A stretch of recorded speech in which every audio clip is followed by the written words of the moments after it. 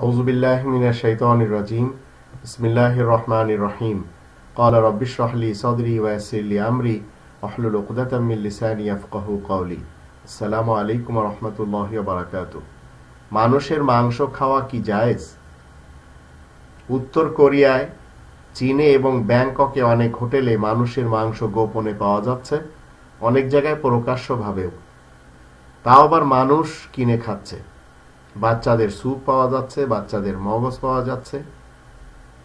European ইউনিয়নের বিভিন্ন দেশে পুরুষের লিঙ্গ মানুষেরা খাচ্ছে।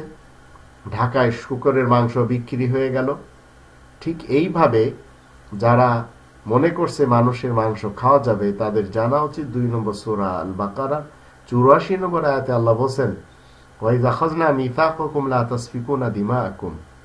রক্তপাত ঘটানো যাবে না। মানুষের মাংস খাওয়া তো অনেক দূরের কথা।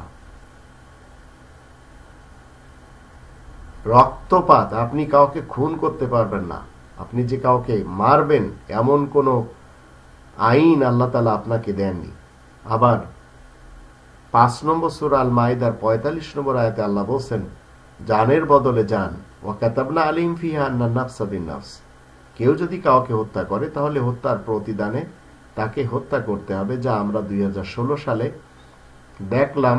সেই সৌদি আরবের সৌদ ফ্যামিলির যুবরাজকে মাথা কেটে দেওয়া হলো। নিতান্তই প্রশংসার যোগ্য তারা এই কর্মটি করার জন্য, যদিও তাদের আগে পিছে ডানে বামে অনেক এমন কর্ম রয়েছে যেগুলো কোরআনের দৃষ্টিতে কখনো ঠিক না। কোরআনের 2 নম্বর সূরা আল বাকারার 173 নম্বর আয়াতে আল্লাহ বলেন, ইন্নামা হাররামা আলাইকুমুল মাইতাতা। হারাম করে দিয়েছেন আল্লাহ মৃত যে কোনো প্রাণীর গোশত খেতে, ওয়াদ্দামা এবং রক্ত খেতে। তো মৃত যে কোনো প্রাণী, সে মানুষ হোক, সে জিন হোক, ইনসান হোক, সে যে কোনো প্রাণী হোক না কেন, কোনো মৃত প্রাণীর গোশত আপনি খেতে পারবেন না যে প্রাণীগুলি এই পৃথিবীতে চলাফেরা করে। কারণ আল্লাহ বলেন এটা হারাম। কোনো মাছ যদি স্বেচ্ছায় মারা যায়, কোনো জানোয়ার যদি স্বেচ্ছায় মারা যায়, তো স্বেচ্ছায় মারা যাওয়ার পরে আপনি সেগুলির গোশত আপনি খেতে পারবেন না।